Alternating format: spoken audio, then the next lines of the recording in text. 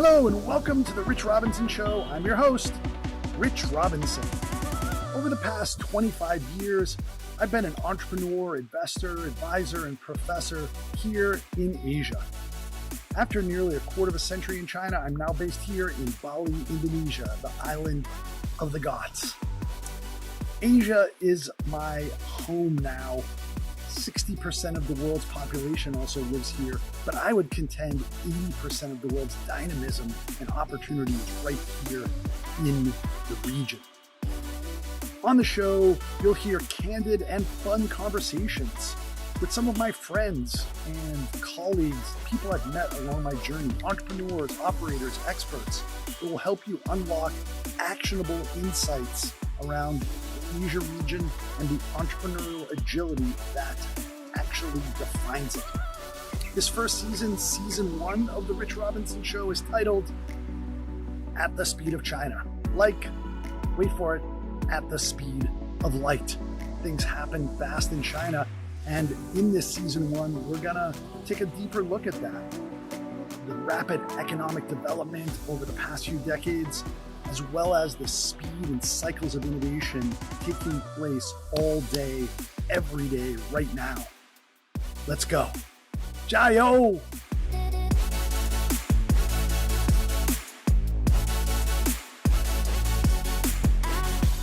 And we are back. Welcome to the Rich Robinson Show. I'm your host, Rich Robinson, and this is season 1, At the Speed of China.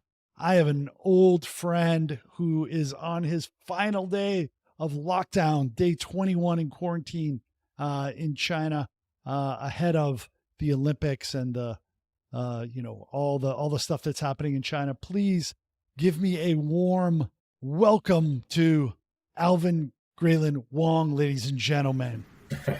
Thanks, Rich. Always a pleasure to chat with you, and thanks for inviting me on your show. Thanks for coming on. Hey, I'm going to, do the typical ask of like, tell me your hero's journey and tell me what you're working on now and tell me what's in the future. But before we do, please introduce yourself and tell everybody out there what you're working on specifically right now. Sure. So right now I'm the China president for HTC. So we're one of the global leaders in the VR XR space, and not just in hardware, but we also manage the only open platform for content distribution. We also have arts programs, software programs, development studios, as well as a lot of software technology that we work with other vendors to build this ecosystem. So right now, HTC in China is dominant industry leader, thought leader, as well as a technology leader. We actually provide the underlying store and operating system to pretty much all the major vendors here in China. And we are one of the top 3 players globally in this space as well. So it's been a very fun space the last 5-6 years. I've been in the company about 6 years. And I really feel VR XR space is really about to take off with all the things that's happened over the last year with the metaverse craze, I guess. Yeah, I think this year's your year, and you've been chipping away at it for more than a half decade. And I think you've really become, for my money, like the sort of premier thought leader and the person out there championing and advocating it. And I'd love to dig into that. But before we do, let's go back to yesteryear, to the origin story. I actually didn't even know, we were chatting before, that you were born in China. I thought that you were born abroad and came back to the motherland. But please share how you were bitten by a radioactive re-education camp spider back in the day. Yeah, well, it's a bit of a long story. I'm trying to make it short, but I was born in 71, so I just turned 50 this year. And I was actually born right in the middle of the Cultural Revolution. So my parents were both artists. My mom was a ballerina. She helped found the Shanghai and the Beijing Ballet School. And my father was a professor of fine arts at the Guangzhou Art Academy, or Art Institute. And I guess the interesting part of that relationship is that mom is actually half American and half Chinese. So her mom was a reporter for the New York Tribune during the Sino-Japanese War, and came to China, I think, in the late 30s, and had my mom right before the Japanese invaded Shanghai. And when they did, she was actually left behind, and she never got to see her mom again after that. So somebody should write a book or do a movie on that, because I think it was very interesting what happened, especially at that period, to have a Caucasian woman, have a baby with a Chinese man. And then Very during neat, the yeah. war, she escaped actually being wrapped up in gauze and being told to these guards as they were going through all of the different checkpoints that she had leprosy. And so the guards didn't want to take off the gauze. And somehow she was able to get from Shanghai to Chongqing, where the Flying Tigers were based in China, so the American air troop, and they flew her out of China and got her back to New York. So it was a bit of a story. So I was born right in the middle of the Chinese Revolution, or the Cultural Revolution. And in fact, the first 2 years of my life was spent in a chicken shed, or what used to be a chicken shed, because they didn't have anything on that farm to live in that was extra space. So my mom got put into a chicken shed to stay. So I've actually gone through the worst times in China, but I was very fortunate in 1980, right when Xiaoping took back over and they had the opening up. We were part of the first group of people to allow to immigrate to the U.S. So Graylin, tell us about that, like your dad's story. Like he's a Caucasian. No, so my dad's actually Wang. He's fully Chinese. Yeah, so Graylin is actually my mom's last name. So her two last names, her mom's last name is Gray, and her father's last name is Ling. So Ling and Gray together became Graylin. When we moved from China to the U.S., my parents thought it's probably better for us to use a non-ethnic name, because that way we have more even chances, my brother and I would have a more even chance to grow up in American society without being, showed any prejudice. So I think that was the thinking. And so we kept it throughout my life in the States. But when I'm in China, people use my Chinese last name, which is Wang. Yeah. So that's a long answer to your question. So 1980, did you use the American connection to go back to the States, or was it just like you're Yeah, so my uncle, the brother of my mom's mom, lived in Seattle. So we were able to find him after a lot of digging around and help from the consulate, the U.S. consulate in Guangzhou, where we lived, and were able to reach out to him, and he helped sponsor us to immigrate to Seattle. Wouldn't your mom have been also like an American citizen because her mom was American, or was that no? Well, so I think the thing is that she was a Chinese citizen because she was born in China, and her mom, they never met up again. So she kind of lost her rights, I guess. This was during the war, right? So shit happened. Messy. Wow. And then you were so born and raised in Seattle. And tell me about that transition, 8 years old. Like, how was your experience with that? Yeah, I mean, I think it was definitely a big change because we left everything behind. And I think when we landed in the U.S., we had 2 luggages and a total of $500, which was my family's life savings. And we got a small apartment, and my dad started washing dishes to try to make money. And my mom was doing translation for people. And I didn't speak a word of English. And I remember the first 6 months, I was put into this ESL class. And I had 1 ESL class and 1 math class. That was all I did. And the rest of the time, I just kind of played checkers or chess with other new immigrants. So we had this group of people that was newly immigrated. But within about a year, I picked up the language. It was mostly from watching TV, actually. And by the second year, I pretty much started getting all A's. And then I haven't gotten a B, I think, all the way through college. And then all the way through grad school. So my dad said, when I landed, or maybe like a few months after we landed, my parents sat my brother and I down and said, like, we sacrificed everything to bring you guys to this country, to give you a better education, another chance to do things that we couldn't do in our home country. And so make sure you make the best out of this opportunity, because you now have an opportunity to develop yourself in a place where it's more free and you can be educated. Well, you did it. And so given that kind of goal to say, he said, we're all put on this earth to contribute to society and to leave as much good as we can before we leave, and you need to find a career that you can make the most and best impact you can. Well, that's beautiful. That's beautiful. I mean, I think that's not a typical sort of like, and it's not like any immigrant is always like pretty much like, we got to take care of the family first, but to have that kind of like, you got to give back to the world. And you've always been an amazing, good egg in the ecosystem, giving your time and energy and help to other people. So you took that advice to heart too. No, I try to live to those words because I feel like my dad kind of inspired me from that young age. In fact, last week, before I came back on my 3-week quarantine, I actually spent a week with him because he just had a stroke. So he lost his ability to speak, and he's kind of bedridden. And it actually makes me think back to the time when we were growing up and the things that he did to influence my brother and I. We both did well. We both actually ended up getting a double E undergrad at the University of Washington, and we both went to MIT to do our double masters. And we didn't ask the parents for a single penny to support us for the school. So all of it was... What's he doing? He's actually a technology entrepreneur as well. And he's founded, I think, 4 different venture-backed companies. We both founded 4 different venture-backed companies. Another underachiever. Yeah. So one of his last company was sold to Samsung for like, I think $300 million, became the Samsung Pay service. And now he's working on a EV company. So he's doing quite well. So we're both trying to leave our mark and accomplishing what our parents had kind of set out for us 40 years ago. Beautiful thing.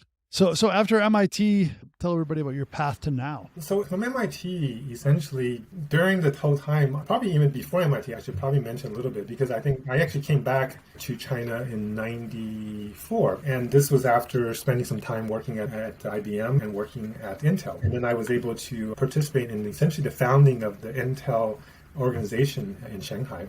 I was one of the first 3 expats here and helped to develop the consumer business for Intel in China. So essentially we had nothing in the consumer business. It was all PCs to enterprise and businesses, averaging price about $2,000. And then the market thought, hey, look, there's such a big consumer market that we need to be able to get computers to the home and use it for education. That was my focus. So I wrote a plan to our GM.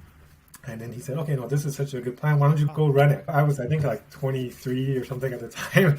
So I didn't know what I was doing. And so I started to build a team. And essentially everybody that worked for me was older than me and was better educated than me. But I was very fortunate. I was being sent from headquarters. So I had the authority to drive that business. And within 3 years, we went from almost nothing to about a $300 million business in the consumer PC space. And after 3 years, I was going around to all of the PC manufacturers at the time. Initially, all the manufacturers in China were all the foreign manufacturers, or the people who were selling were like HP, Compaq, Dell, IBM were the major players, and they were all super expensive, only sold in business-to-business stores. And so I essentially said, look, we need to get these things, to get the prices down.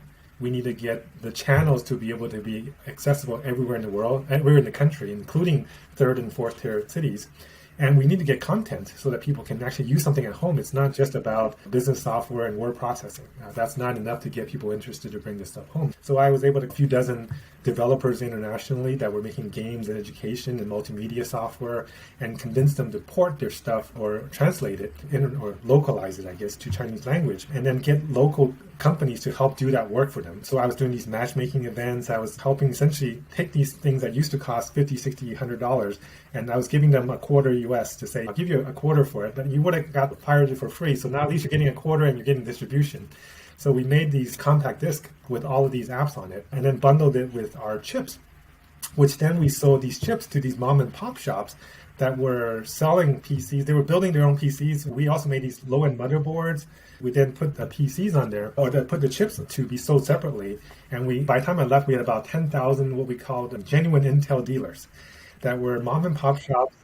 I mean, man, like I haven't heard that story at all. Like there's so many tears and dead bodies of corporations that come in totally tone deaf and just miss it. And you smelled it and built it. That's a fucking great success story. I never heard that story either. That's extraordinary. I guess with all the time we spent together, we didn't talk about the past too much, I guess. But, I worked with companies like Legend. Legend was now Lenovo. They were, I think, number 7 or something PC company at the time. And I talked to Yang Yuanqing, who at the time, who's now the chairman, but he's at the time was department manager for the PC department. And I convinced him to say, hey, you should do multimedia PCs because consumers really want this. And we talked and we gave him plans and we kind of supported him to do that. And within 3 years, he became the number 1 manufacturer of PCs in China on selling consumer PCs. So, and we worked with Great Wall, founder, Tantru, where all local companies all became the top 4 or 5 companies because of their sales of low-cost consumer PCs.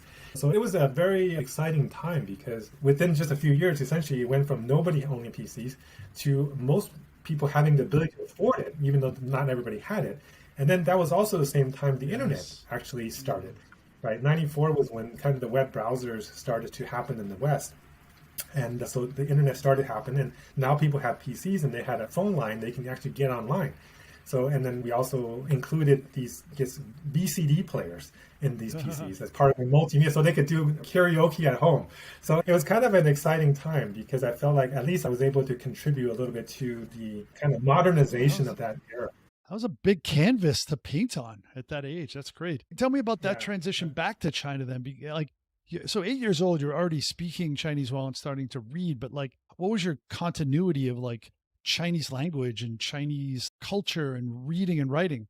Yeah, so it was really tough because I just finished first grade, right? I think I was starting second grade when we left. So my writing was not very good, and then not using it for quite a few years. I think for about like 15 years or 20 years. But it was like the dining room table, like language, right? And like around the house. Yeah. Exactly. So I remember within a week of me landing, I had to go do a speech in Chinese. And I'm like, oh, shit. And I'm like, okay, so I got to remember microprocessor. Okay, and I had to write down the pinyin, I remember, for these words because I had to get on stage and try to sound professional. Yeah, and that's the thing about Chinese too, is that like everything is like a Chinese word. Like in Japanese, they'll do something like computero, right? They'll like, but like China's like, nope, we're going to do electric brain and electric shadow for movies, and everything's got its own word, right? And then you have to all new vocabulary, right? Yeah, so professional Chinese and kind of regular conversational Chinese are very different. So having to understand the wording as well as the phrasing and the formalities, it was definitely challenging. I remember I had to try to write down the keywords in pinyin of the speech that I was trying to speak, and I wrote it in English, and then I would put in some of the pinyin words underneath of it so I could remember what it was. So I was doing real-time translation, in reading the English and speaking the Chinese.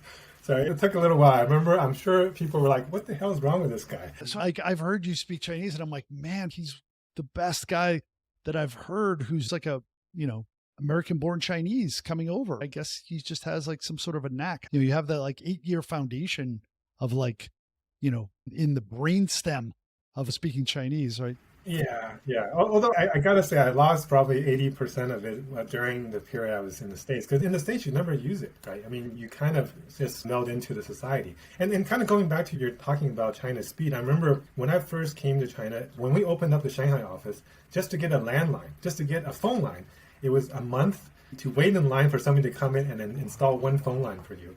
And it was like $1,000 or something per month to get this. And then to get a data line, it took longer, and you had to get a T1 line, and it was like super expensive, like tens of thousands of dollars a month. Now, if I want to order a broadband fiber to the home, I make a call within the afternoon, somebody's at home installing it. I've got gigabit fiber to the home, right? So, I mean, China has developed and changed so much in the last 30 years. Wow. So that's a great job out of UW. And then from there, you went to Boston.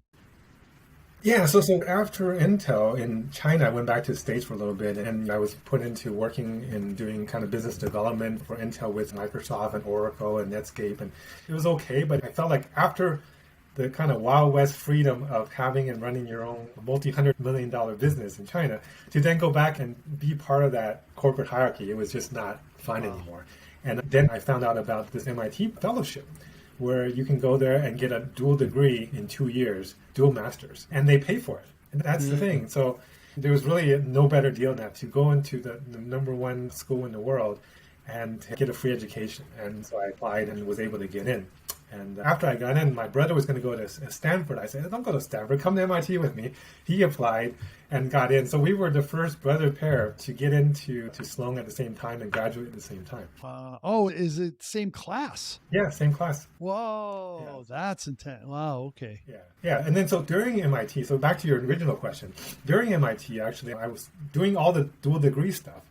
But then I also started 2 companies during this time. So there's this 50K competition. Is there a business plan competition in China or in MIT every year? And I was able to get into the semifinals or finals both years, and actually was able to take my plan to get VCs to give me term sheets both years. But the first year, when I got the term sheet, some of the technology I had licensed for it, the company found out I was getting a term sheet, and then they pulled the license and tried to do it themselves.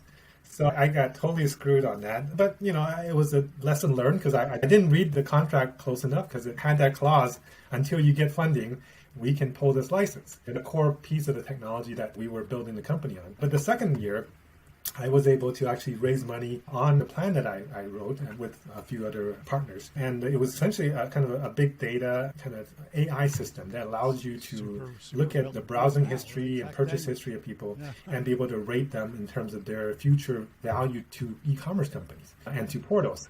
In April, yeah, wow. Yeah. So we were a little bit ahead of our time, right? Because this was in 2000, and in 2000, right? We got funded right after the internet bubble crashed. So just to be able to get that funding was already tough. But then to try to run an internet startup during the crash where every one of our customers were all e-commerce companies or online portals, one by one, they were going out of business. One by one, the people that we were talking to were getting laid off. And so it was super tough, even though we got the technology working. We had systems that were allowing you to, with just a little bit of information, have a fairly high accuracy predicting the future purchase intention and value of that customer. But, after about a year, our VC that funded us went out of business, closed their office, and wouldn't pay us the second part of the money that they had in 2 tranches. The tranche.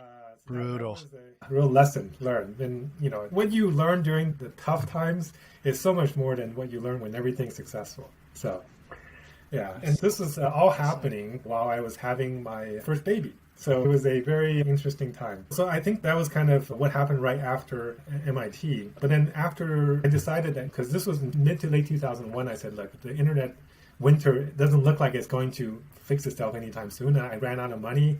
I couldn't pay the team. The team kept working, right? The whole team kept working for another 3-4 months. And I said, look, I can't have you guys sacrifice like this because I don't know when we can make this work. So we decided to just put everything in the archive and maybe we can come back to it at some point. So you actually got like a triple degree at MIT in a way, right? Yeah, the School of Hard Knocks, that was the toughest part. I think I learned maybe more in that year and a half than I did in the couple of years at MIT. But MIT was an absolutely amazing experience. I mean, so many smart people, so many smart professors, so much diversity of thinking. In fact, the year I graduated, I remember Sloan was the #1 ranked business school in the world, and MIT, the engineering school, had been the #1 engineering school for the last 20 years. So it was the peak of MIT glory. So I was very happy to be part of that time.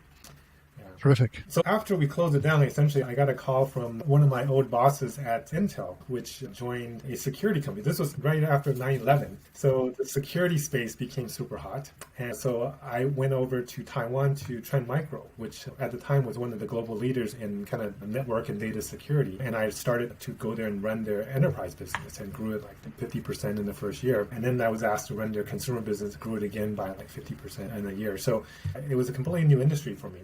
But I think I was, again, very lucky that they trusted me to lead something that I wasn't necessarily an expert in. But I think they believed in my kind of basic ability to see through issues of business and how to grow it and how to market it and what type of products people needed.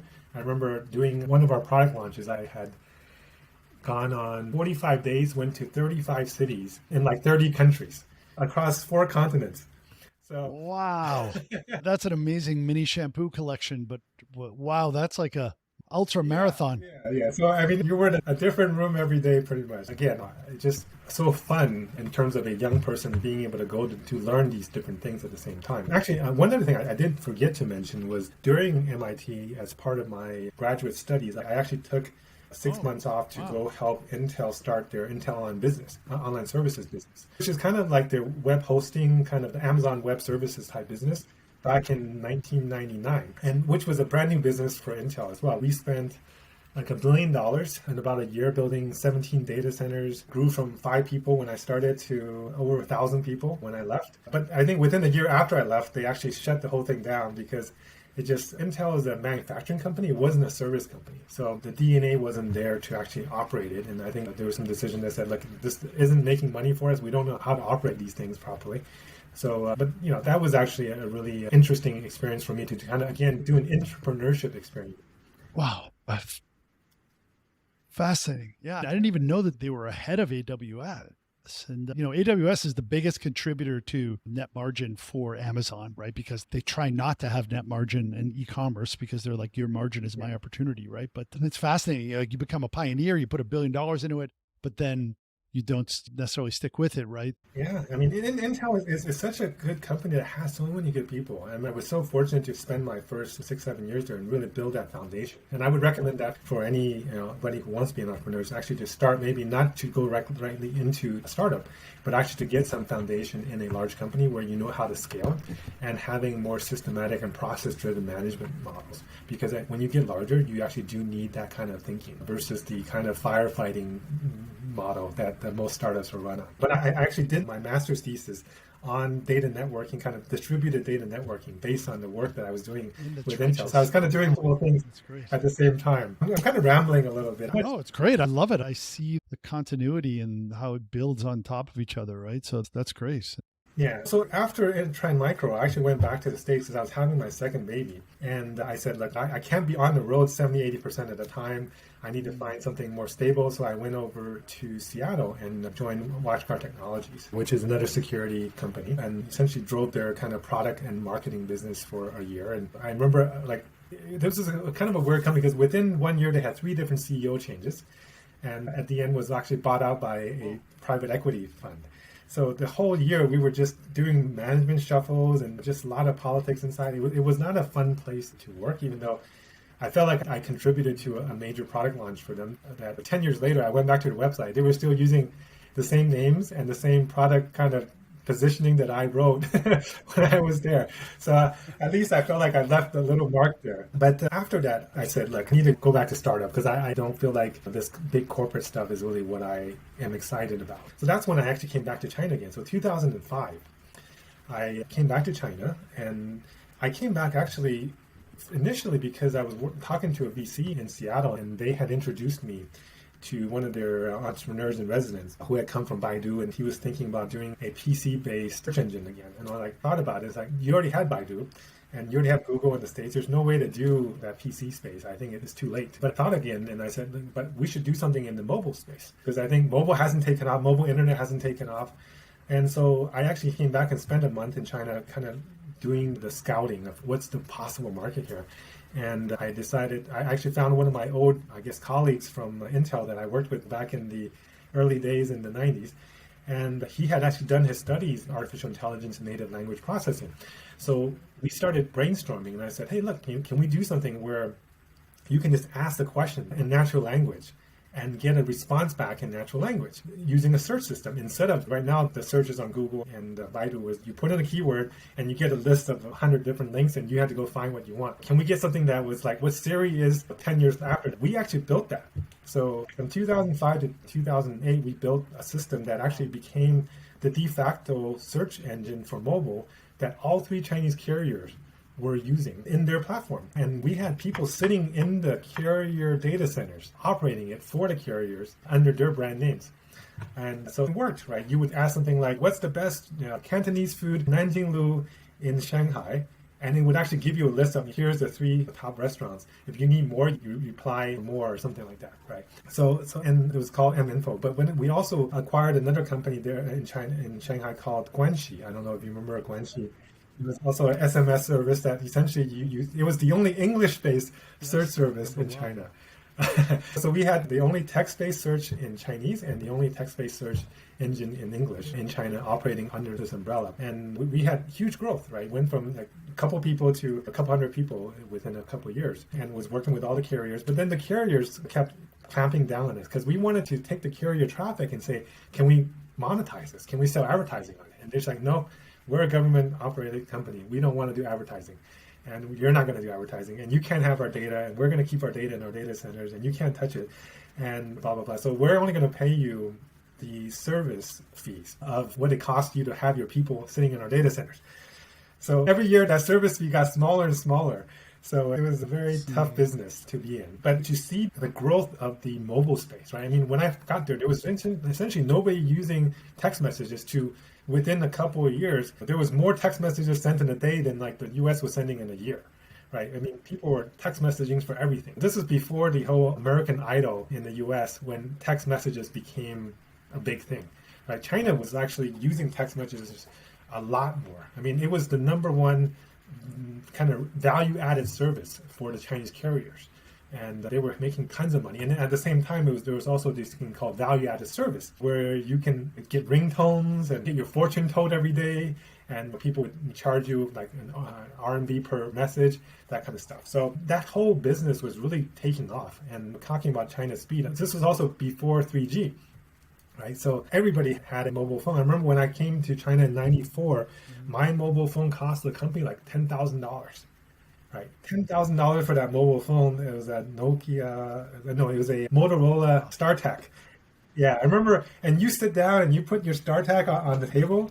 You're like the boss, right? Like everybody around, like they're comparing who has the best phone, right? So either you had the Ericsson or the StarTAC. And if you had a Dagada, you were like too old. You're just like old. Oh yeah, okay. That was like the new Daga. That was the Xiao Gashao, I guess. So I don't know.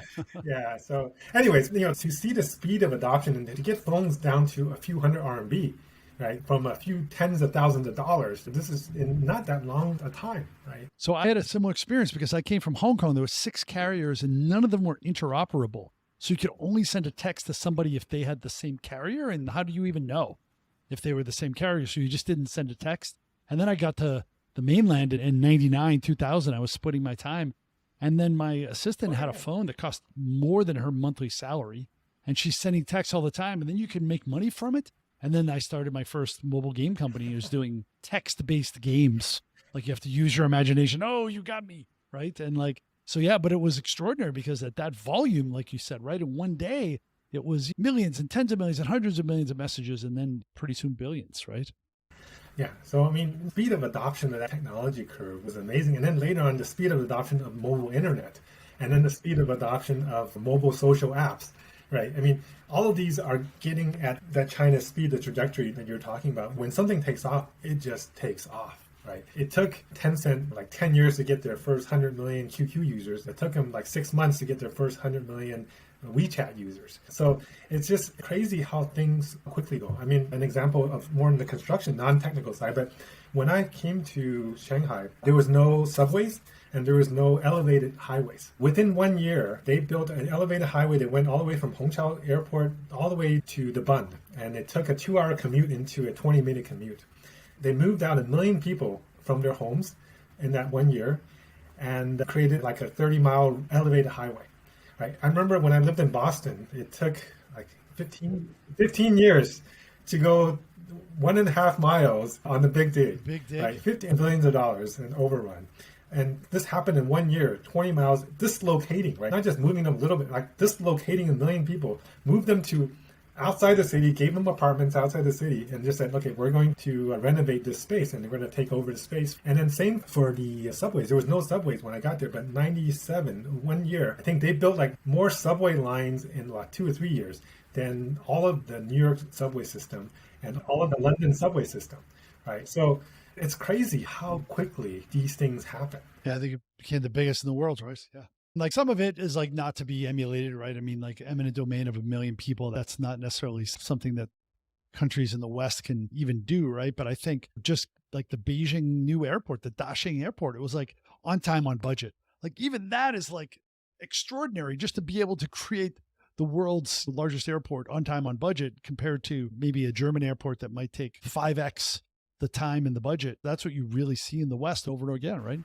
Yeah, actually, even beyond that, I think the rapid railway network in China is a great example of that China speed. Right now, I think 70 or 80%, actually, no, I think 80 or 90% of rapid railway in the world is in China, right? It's just in China. Yeah.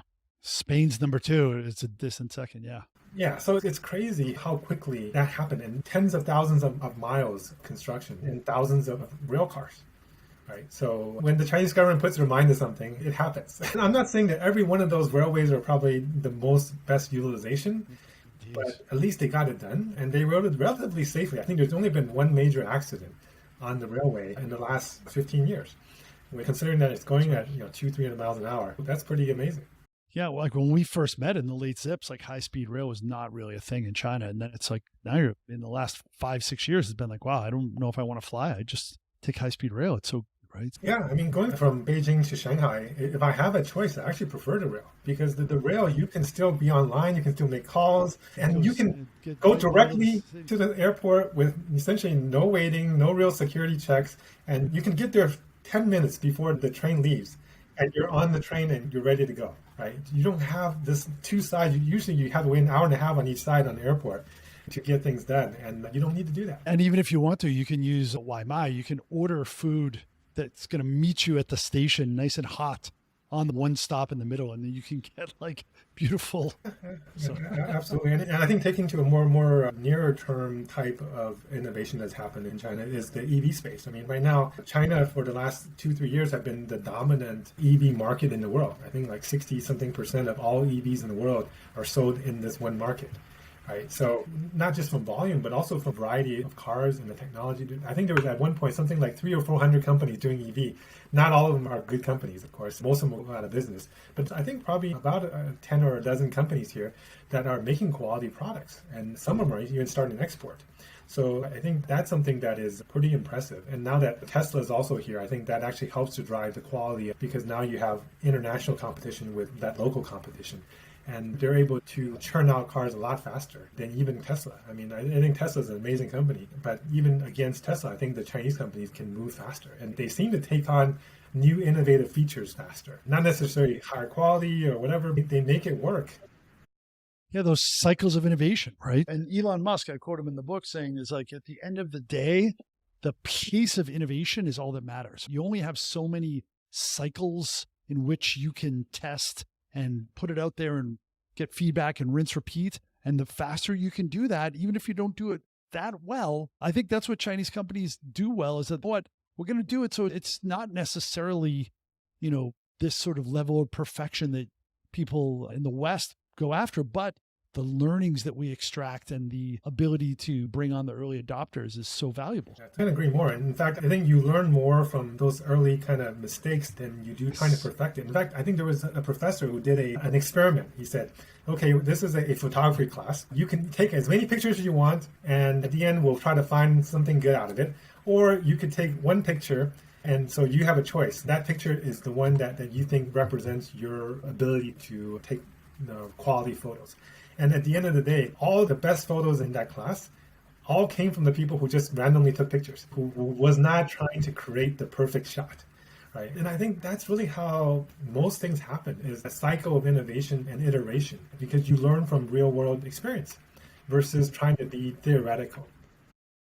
Precious about it. Yeah, try to do it in the boardroom or do it. Oh, yes. No, so after MNFO, I actually started another social network company, that's called Firefly. It was a kind of events and AR-based social company where you can look at take your phone and it takes the location-based service together with what you're pointing at and overlays information to tell you what's around you, what interesting events or happenings or clubs or whatever. And that was kind of part of the startup that I did afterwards. I even had a very short stint, about a year, where I worked with another partner to do an online model agency. So he was a professional model and he knew the people in the industry, and I helped essentially to digitize that industry, to turn about 70% of the professional models in the country onto this digital network where you can do online kind of casting. Instead of because the normal way of casting is you make somebody call, you get a bunch of these models to come in, and it takes their whole afternoon to come to you, and then you pick maybe 2 or 3 out of them. So it wastes everybody's time, and sometimes you don't get what you want.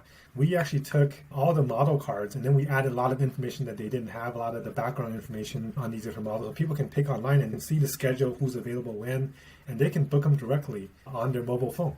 So that was something that I worked on, and then I kind of handed it off to my partner because it's not really my space, but it was a fun thing I was helping him out with. And then after that, I essentially moved on or I exited from the MNFO kind of Guanxi business.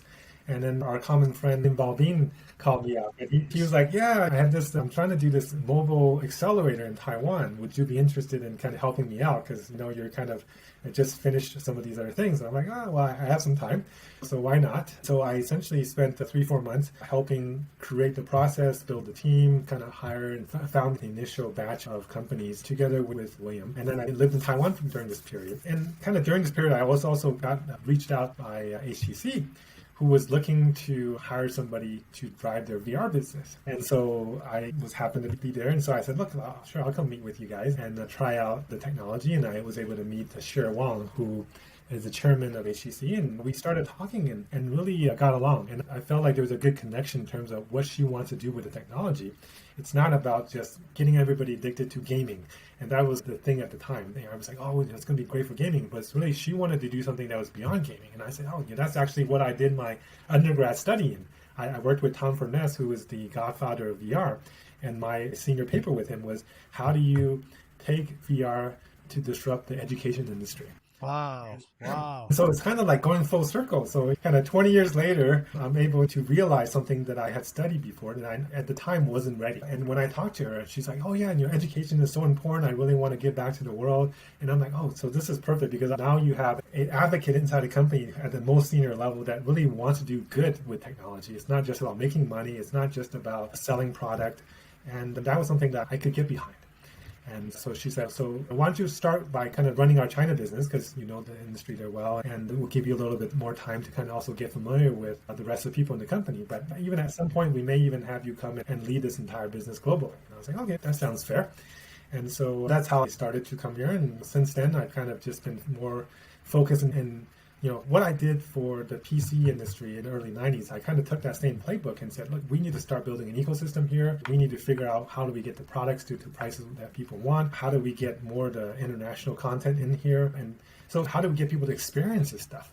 And we started to work with a lot of the location-based entertainment, kind of VR arcades. Within a year, it went from almost no VR arcades to, I think there was something like 8,000 or 10,000 VR arcades in China, like just sprouted up over a year. And people were taking their basements or a little apartment and making each room into an arcade room and then renting it out by the hour to people. It's crazy how most of those companies went out of business, of course. But still, right now, I think in China it still has, I think, about 3,000 or 4,000 of these VR arcades. And it's still the most popular arcade location in, I guess, geography or country in the world right now. But based on a lot of our studies, actually the first encounter of people in China to VR, 70 or 60% of them was because they went and tried it at a VR arcade. So there's huge impact in that kind of sub-segment of the industry. We are the first 6 degrees of freedom VR device was launched by us. The first standalone device that does not require a cable was launched by us. The first 6 degrees of freedom hand and head standalone device was launched by us. The first app store in China that was an open app store to every other manufacturer was launched by us. The first business-to-business VR device was launched by us. Everything launched first in China. And then once we kind of got all the kinks out, then we started to roll it out in the rest of the world. So it was something that I felt quite proud that our team, a relatively small team, was really the kind of part, the innovator and the guinea pig for the company in terms of directing what products should look like and how the services should be delivered and what the customer feedback was, and how to position it to the world.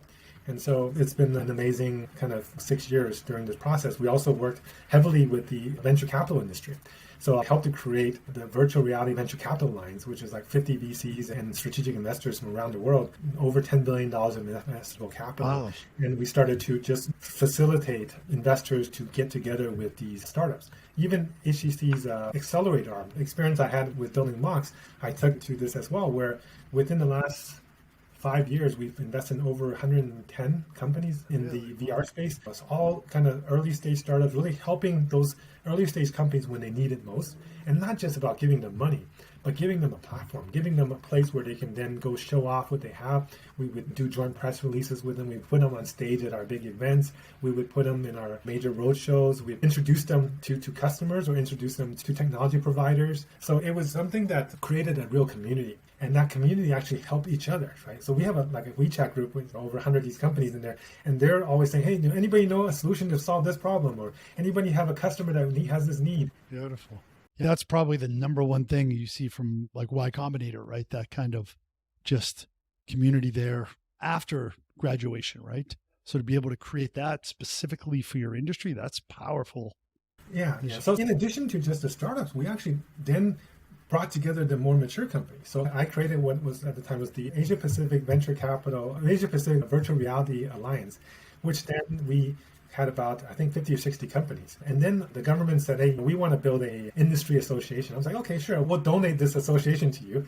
And then we essentially renamed it to Industry of VR Alliance. And it's the only government-endorsed industry organization for VR in China. And I went from being the president of the Asia Pacific Alliance to becoming the vice chair of the Industry of VR Alliance. And one of the government officials is actually now the chairman for the last few years. And that's the organization that now kind of defines some of the industry standards.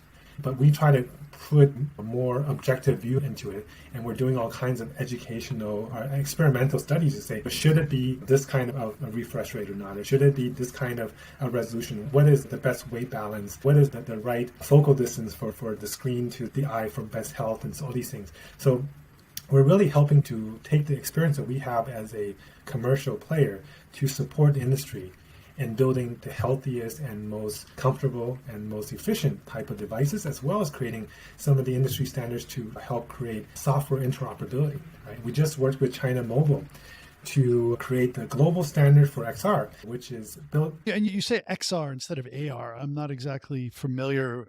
Yeah, so XR is just a shorthand for AR, VR, MR, because there's all these different R's, and so we just call it XR. So augmented reality. Augmented reality, virtual reality, or mixed reality. There's a lot of different confusion because when you start saying these things, people mean different things when they say these things. So we just call it XR because within the next 5 years, there's going to be devices that combine VR and AR into one device. So it's not going to be, right now you have AR glasses, and then you have VR goggles, and some people are like, oh, and then you have these, MR HoloLens stuff, right? And right now it feels like they're all different things. But at the end of the day, they're really just a device on your head. And if it's clear, it's AR. If it's opaque, then it's VR because you're now immersed in this environment and the entire environment is virtual. So AR just means that you're putting some virtual object on top of a real scenery, real background. Right? In fact, we just launched a product about a month ago, this thing here. Yeah, wow, beautiful. Just glasses, right? This is tiny compared to Those are full VR glasses. Full VR, 6 degrees of freedom. What's the weight? 180 grams. And when you say 6 degrees of freedom, like define that. 6 degrees of freedom means that you can rotate, walk, go up and down, you can jump, you can move around an open space. 3 degrees of freedom means I can essentially rotate. I can watch a 360 movie, but I can't walk into the movie, right? So with the 6 degree freedom is I have a room, I can just use that whole room however I want. And if I get closer to the screen, then that screen, the keyboard gets closer to me, right? Where in a 3 degrees of freedom environment, if you move, that screen still stays the same distance from you, right? It doesn't matter how you move. So I guess in real life, we live in 6 degrees of freedom, and it's just giving you the real life equivalent. Yeah, it essentially mimics the entire real life experience because you also have 6 degrees of freedom hands, right? So you want to be able to see your hand move around with you. When Oculus first came out, they essentially were using the Xbox controller. So you were using a game controller, using a pad and a little knobs and buttons, and you weren't moving, and you were sitting in front of a desk with a little sensor to see where you are, and you can move a little bit, but you're sitting on a chair. Right? So that thing, so for the people that can't see, I mean, that thing is pretty beautiful. They look like ski goggles, right? They don't look like a helmet. Like, what's been the biggest change in the last 6 years? Like, what are the major things that have been reduced? I'll give you a very direct example. When I started in the VR space, the headset I was using was about 2.5 kilograms, and it was about a 300 by 200 pixel resolution, and it cost about $300,000 for that system to come together. Now you have like 100 times the resolution on this thing. You have, I think, 1/15 the weight and 1/400th the cost. 1/400th the cost. Like, what's are we going to see then? Like, is it going to be basically like glasses? Is it going to like right onto your retina? Is that the idea? Yeah. Like, no. So there are devices today. I mean, 2 years ago, I was already looking at prototype contact lenses that had a mini screen inside. You can get a black and white image. I was seeing a small animated image of Einstein in black and white on a contact lens that you can put on your eye. But to be able to be self-powered, to be FDA approved, to go through all that, it's going to take 10 or 15, 20 years, right? And for it to get to the cost level that people can afford. But for glasses, you already have glasses. I mean, right now, that's more of a ski goggle type format. You already have glasses devices that are starting to get there. I mean, the prices are a little bit still high, probably in a couple $1,000 type range. But we can get that prices will come down, right? So by 2030, I would be very confident that there should be a glasses-like form factor type device that will allow you to do both AR and VR and be selectable, and probably ties to a 5G or 6G network to do most of the processing so that they can keep the power consumption as low as possible, so you can have that all-day wear, and a little tiny battery. That's interesting. I hadn't really thought of that. Then when all the processing is distributed, then it's all on the server side then. Yeah, you'll probably get to near retinal resolution with these devices. Sure. So I can't say too much about what we're doing because of confidentiality reasons. But I mean, I can see what's coming down the road because I'm very fortunate in my position to be able to have a view in terms of what's happening, not just in our company, but in the industry. And things are developing super fast. I think more will happen in the next 5 years than it has happened in the last 10 years. And we can see. Well, it feels like this Christmas was the one a lot of my friends have, their kids have it now, or they just bought it for themselves. It seems like this is like a pivotal year for a few reasons, like all those specs that you talked about, right? But then also like somehow consumers are like, okay, we're ready now. But then also the metaverse, like that's something where now you don't have to like seed the ecosystem. The ecosystem's being seeded with like billions of dollars of like, let's build this metaverse that's ultimately going to be something immersive. So now you're going to get pulled. Yeah, I can't agree more. In fact, if you think about it, right now for the XR space, it's kind of like 2006 for the smartphone mobile internet space. You can think of it that way. The first year the iPhone sold was 2007, and they sold 6.6 million devices. Oh, 7, yeah. Last year, the VR device industry is probably in the 10 to 20 million devices last year, globally. It's still kind of a toy, right? And it's like, They thought the iPhone was a toy, right? Yeah. So, but within like 3-4 years, there was in hundreds of millions of devices that were in the smartphone space that was being sold. So we're in that same kind of trajectory, right? In fact, more devices in the VR standalone space sold this year than the first year of the iPhone. So if we come on that trajectory, I can definitely see VR devices getting into the hundreds of millions of devices within the next 4 or 5 years, and then into like the billion device a year type space. Yeah. Because China wasn't even really part of that equation in 2007, right? There was like a handful of people that had iPhones, right? But now China, as you said, is like China's leading it. Yeah, well, I mean, the iPhone was an exclusive. The iPhone was exclusive to AT&T, right? And they were subsidized. So if you think about it, and it was the Android phone that actually then came the more popular device because it was more open and you could sell it everywhere. And then, by the way, the first Android phone was made by HTC. I don't know if you knew that. And the first Windows phone was also made by HTC. So, HTC kind of already has a real history of innovation in the mobile space. And so we're really taking that same innovation to the VR industry. Super exciting. Love it. Hey, that, your hero's journey to now, excellent. I look forward to seeing subsequent chapters. You're still a very young man who has like incredible potential to do even more dent in the universe. So I love it, my friend. Wow. Yeah, actually, before we end, I do want to give a little bit of view of what I think this technology can do for society. Because I think a lot of people still think of VR as a gaming device because their first experience with it, like you're saying, was at Christmas playing games. But really what this technology does is that it is a technology that takes away distance between people. Because you put this on and no matter where you are, you can instantly be anywhere else and with somebody on a very one-to-one personal level. Right? Because you can see their avatar, you can see their entire body move, you can see their nonverbal gestures, you can go and shake their hand and pat them and hug them, right? And you have that shared environment that gives you the sense of empathy and understanding that you can only get with face-to-face conversations. So what we're going to, I think, see in the near to midterm is that more and more people will spend their time interfacing with other people through these devices versus getting on a plane or getting on a train, or getting in the car, right? And it will actually be a significant reduction in the carbon footprint. So we're making us a lot more sustainable. In fact, I think another thing it will do is that the more time we spend in the virtual world, the less things we actually need in the physical world. So, that the less space we need, less things we would buy, the less clothes we would buy. And I think that actually, again, brings down our ecological footprint. The other thing it does is that it also removes geographic borders. Right? When you've spent years and years in China, and so now you understand the Chinese people, and when somebody says something about China, you're like, well, no, actually I lived there, and this is how it really was. And because you've actually met them, and you've actually talked with them. But for people who've never been to China, most of the biggest critics of China are people who've never been here. It's true. And now if we can remove geographic borders and take this, put on this headset or glasses, and you can speak with local people from anywhere, then everybody gets to understand everybody. Not about religion, it's not about what nationality, about what race. It's about who you are as a person, what your ideas are, how creative you are, what do you stand for. And that, I think, actually creates a lot more understanding, compassion between societies, between cultures, between countries, and removes a lot of the conflict, a lot of the source of conflict, right? Because every source of conflict is usually somebody who wants to make somebody else the bad guy to then unify their own country, right? And no matter you talk about religious wars or you talk about political wars or trade wars, it's the same. But people have actually had that face-to-face with the other side. They won't believe just words that are just told. They will say, "How, based on my experience, these people are actually pretty good. I mean, they're just like me." Right? I think that's one thing. The other thing is it also creates a lot more equality between people. Right now, we're very fortunate that we were able to go to the right place, get the right education, grow up in a country that gave us opportunities.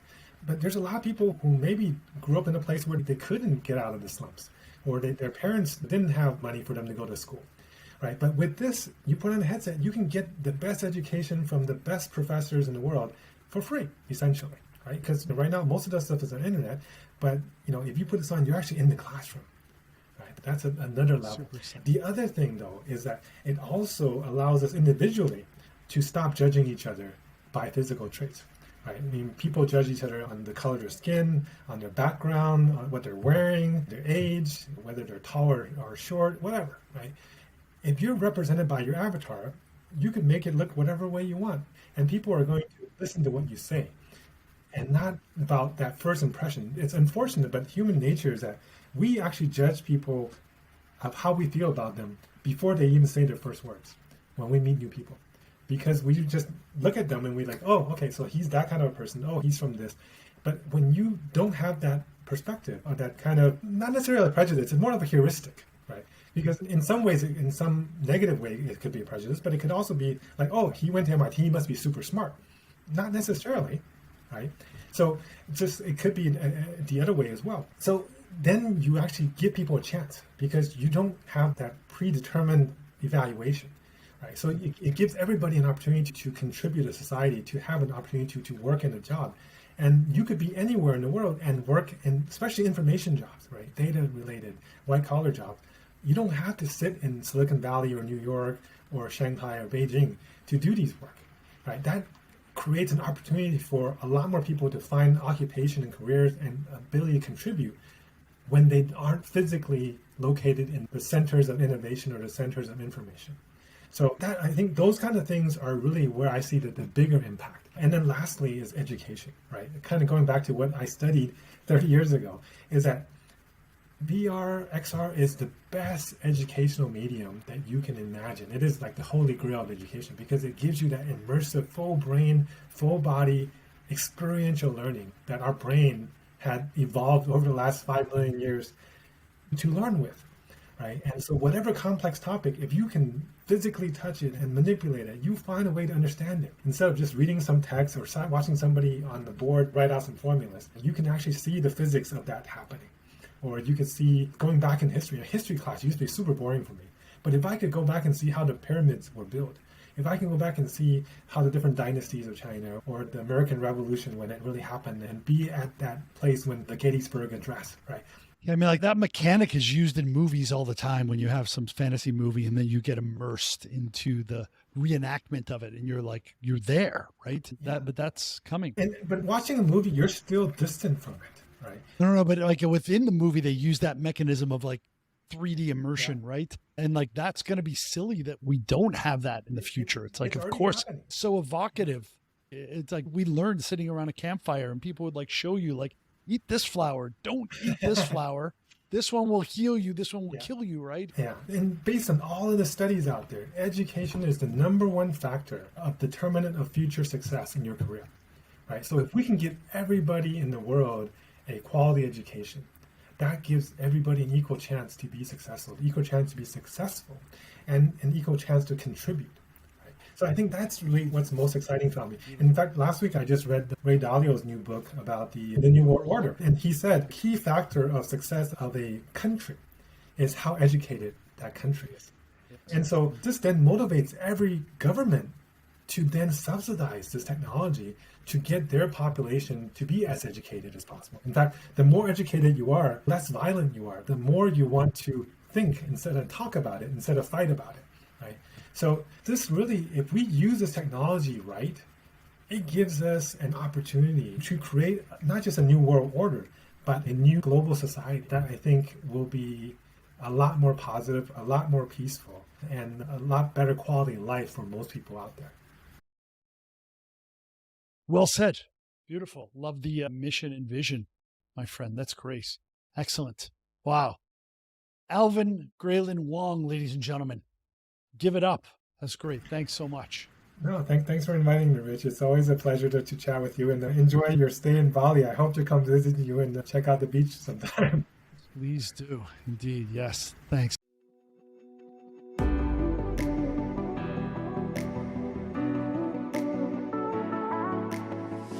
That's a wrap. Thanks for listening to this episode of The Rich Robinson Show, Season 1 at the Speed of China. Visit therichrobinson.com/show to smash that subscribe button.